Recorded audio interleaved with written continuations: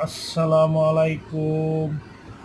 আজ পবিত্র জুম্মা 2024 সালের লাস্ট জুম্মা আখির জুম্মা।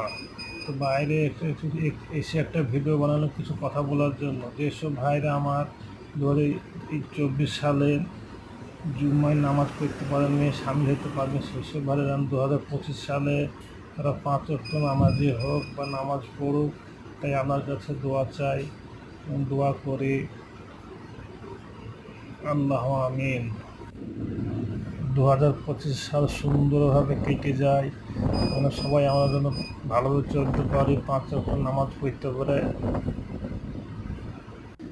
2025 সালে আপনার কাছে দোয়া চাই যে আল্লাহ আমাকে যেন ভালোভাবে হেফাজতে রাখুক এবং নামাজ পড়ার তৌফিক দান করো। আল্লাহ আমিন।